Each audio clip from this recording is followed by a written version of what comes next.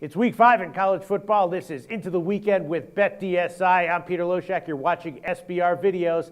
Brent, thanks for being back with us this week. Of course, the first game I have to ask you about, I'm sure everyone's wondering about, Alabama and Georgia. Everyone's talking about how Alabama's an underdog for the first time in like 7 years or whatever it is. Are the Sharps betting on Alabama as an underdog? Is a quick answer, no. Okay, not a shock there, I guess.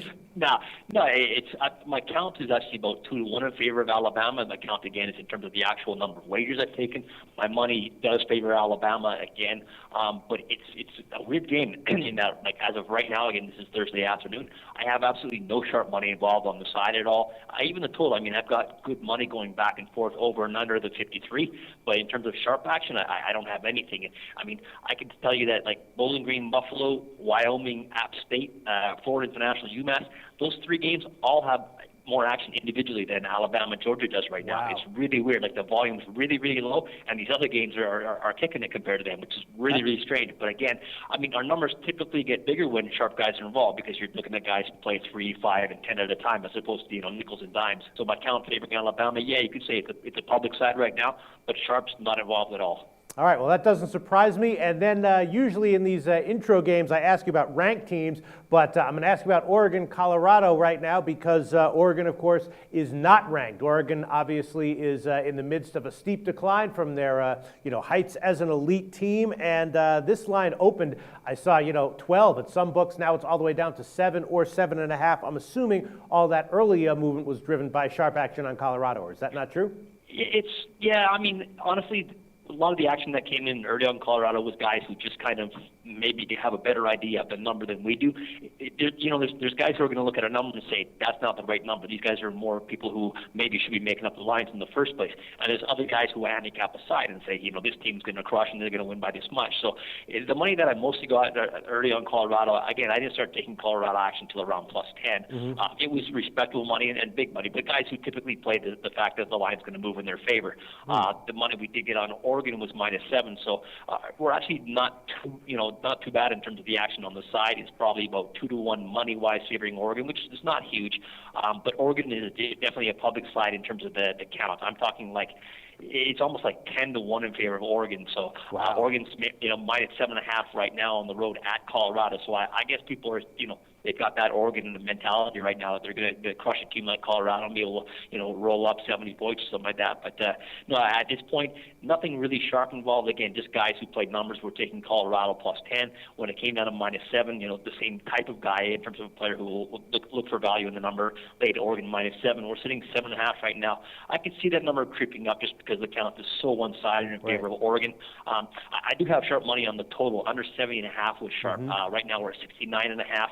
Our count, as typically you expect, is about 3-1 in terms of the number of wagers I've taken over in Oregon. So that's kind of like a public correlation. They'll bet Oregon, they'll bet the over, and the same thing. So the only sharp thing I do have on that game is the total under 70.5. Wow, all right. So the real top list guys have completely passed as yet on this game. And I'm assuming that because they could have had, Colorado when it opened at over 10, and they could have had Oregon at -7, if they thought there was value one way or another, they would have already bitten, or is that not true? I would say that's correct, Peter. Okay, but sharp action did come in on the under in that one. Thanks so much, Brent. And then I just want to ask you about Notre Dame Clemson, big marquee matchup. Have the Sharps bitten on that game either way? Yeah, I would say the sharp action we did take was on Clemson when it was at a pick. We're sitting at Clemson -1.5 right now. Notre Dame, the dog, is kind of like an attractive position for the public, as you expect. But my count is pretty much dead even on this. The money actually favors Clemson because, again, it was sharper money that I took on Clemson. But pretty much it was just like one guy who's very, very sharp jumped on Clemson when it was at a pick. We're up to 1.5 right now. Haven't really got anything substantial back on Notre Dame, and I haven't really got anything more on Clemson at that point. So we're sitting at 1.5 right now. Based on our money right now, we need Notre Dame, but our count indicates that we're probably going to get 2-way action from here forward. Okay, well, last week was a big week, both in terms of sharp action and public action. Now, week 5, what can you tell us about notable sharp action that you've taken this week, Brent? How did we do with the sharp plays that we have on the show last week, Peter? I think pretty well. I didn't track them, but I'm pretty sure they did well, right? How did they do? Would you say like 6 wins and 2 losses is pretty well? Hey, listen, congratulations to the Sharps, and congratulations to anyone who tailed those picks in our show, and congratulations to you, Brent. I'm assuming you tailed those picks as well, right? Well, yeah, I keep my money in my pocket. Okay. I don't want to be emotionally or financially invested in the outcome of any of these games. We usually have big enough decisions as it is. There is one game this week that I wanted to mention that, like, if I asked you, just say to guess the highest volume game on the board, you would never come up with Texas San Antonio UTEP, would you? Wow. No, not at all. That one I really wouldn't, even as a joke. I would have maybe gone with, maybe a Bowling Green game or something like that. I did notice that there was big line movement on the game. Yeah, there was a lot of movement on this game. It was like a pick on Texas San Antonio all the way up to like 3. Again, a lot of the bets that we got on Texas San Antonio early were guys who are just playing a move, not so much a side. Mm-hmm. The money that I got the other side on UTEP, though, I did get very sharp action. I actually have 3 different guys. We're talking about the list that we have. UTEP +4, UTEP +4 -15, and UTEP +3.5 was all sharp. Now we're sitting at 3.5 dog 15 right now. I could see that number going down just because the sharper action was clearly on UTEP. And the total as well. I got a ton of action on the total. It's really quite one-sided, but under 59 and 58.5 was sharp. So Texas San Antonio and UTEP, this is easily the highest volume game we have of the week. Again, sharp action on UTEP +4, +3.5. Wow. And the under 59 was where the first sharp bet came in there. Getting to our sharp stuff, Miami and Ohio, Kent State under 47 is very sharp. Again, I have 2 different guys on that.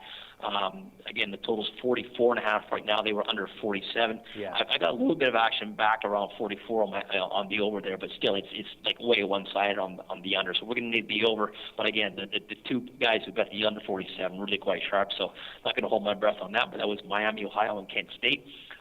West Virginia is another sharp play. West Virginia +7.5. They're at Oklahoma. Line's all the way down to 6.5 right now.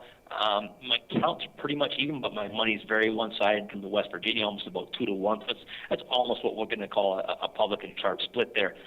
Moving down, Duke and Boston College, that's another case where I've got probably about 3 times the number of bets on Boston College, but I have the sharp money on Duke. Duke -6.5 was sharp. Wow. We're running 7 right now. That's another sharp play there. What do I got here for you? Another total here was Texas Tech and Baylor. The under, that number was just astronomical, coming out at 90.